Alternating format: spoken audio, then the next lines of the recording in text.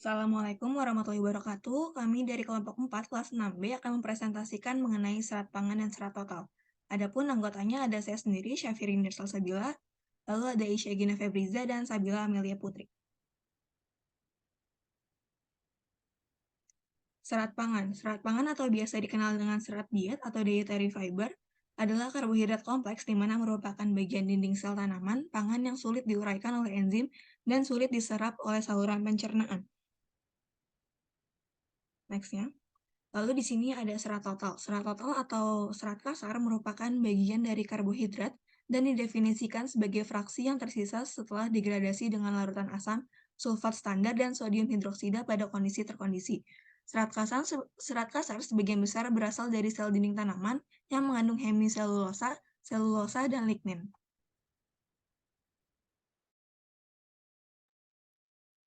Selanjutnya di sini ada perbedaan dari serat pangan dan serat kasar. Istilah serat pangan atau dietary fiber merupakan berbeda dengan serat kasar atau total serat, yaitu serat pangan adalah residu pangan nabati yang tahan terhadap hidrolisis oleh enzim pencernaan manusia. Sedangkan serat kasar adalah residu pangan nabati yang tersisa setelah dengan keras dicerna secara kimiawi. Kemudian serat kasar adalah bagian dari pangan yang tidak dapat dihidrolisis oleh bahan-bahan kimia, di mana zat yang digunakan untuk menentukan kadar serat kasar yaitu asam sulfat H2SO4 1,25% dan natrium hidroksida NaOH 1,25%. Sedangkan serat makanan adalah bagian dari bahan pangan yang tidak dapat dihidrolisis oleh enzim-enzim pencernaan di pangan nabati yang tersisa setelah keras dicerna secara kimiawi. Kemudian di sini ada fungsi serat. Berdasarkan karakteristik fisik dan pengaruhnya terhadap tubuh, serat pangan dibagi menjadi dua golongan. Yang pertama yaitu serat pangan larut air. Yang pertama itu ada memperlambat kecepatan pencernaan dalam usus sehingga aliran energi ke dalam tubuh menjadi stabil. Kemudian memberikan perasaan kenyang lebih lama, memperlambat kemunculan gula darah atau glukosa sehingga insulin yang dibutuhkan untuk mengubah glukosa menjadi energi semakin sedikit. Kemudian membantu mengendalikan berat badan dengan memperlambat munculnya rasa lapar.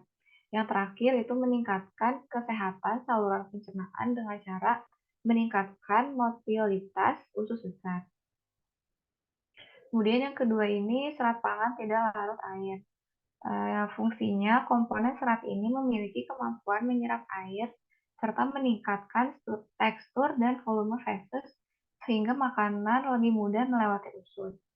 Serat tidak larut memperpendek waktu transit di usus. Kemudian mengurangi resiko wasir, divertikulosis, dan kanker usus besar.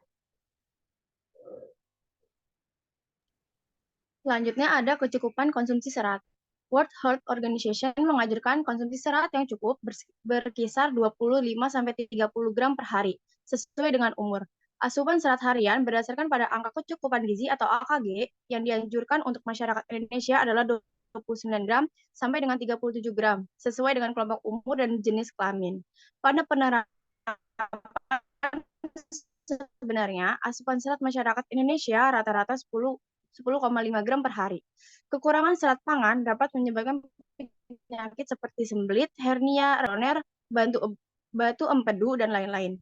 Konsumsi jumlah serat pangan yang memadai mengurangi resiko penyakit seperti penyakit stroke, kanker kolorektal, penyakit kardiovaskular, dan diabetes tipe 2. Peningkatan asupan serat pangan juga terkait dengan menurunkan tekanan darah dan menurunkan kadar kolesterol serum. Selain itu, serat dapat membantu menurunkan berat badan atau mencegah penambahan berat badan, terutama melalui rasa kenyang dan meningkatkan fungsi kekebalan tubuh melalui interaksi serat dan mikrobiota usus. Pada anak-anak, peningkatan asupan serat ditemukan berhubungan dengan rendahnya resiko kelebihan berat badan atau obesitas. Next. Untuk studi kasus kebutuhan serat, yang pertama itu ada konspirasi fungsional, yang merupakan persepsi gangguan buang air besar berupa berkurangnya frekuensi buang air besar. Dikatakan konspirasi fungsional apabila buang air besar kurang dari 3 kali seminggu atau 3 hari tidak buang air besar dan diperlukan pengenjan secara berlebihan. Penelitian yang dilakukan oleh Claudi et al. 2018 terhadap remaja dengan rentang usia 16 tahun di SMA Kesatrian 1 Semarang menunjukkan bahwa sebanyak 49 dari 73 responden memiliki asupan serat pangan yang tergolong kurang, dan sebanyak 50 orang responden mengalami kejadian konstipasi fungsional. Next. Hasil penelitian menunjukkan bahwa kejadian konstipasi fungsional lebih banyak terjadi pada responden yang mengalami serat makan kurang, yang mengkonsumsi serat makan kurang dibandingkan dengan responden yang mengkonsumsi serat makan yang cukup. Artinya, apabila serat cukup sesuai dengan kebutuhan, maka konsistensi feses pun akan menjadi lembut, bervolume, dan dapat dikeluarkan dengan lancar sehingga tidak terjadi konstipasi. Hal ini dikarenakan serat makanan memiliki kemampuan mengikat air di dalam kolon yang membuat volume feses menjadi lebih besar dan akan merangsang saraf pada rektrum yang kemudian menimbulkan keinginan untuk defekasi sehingga feses lebih mudah dieliminir.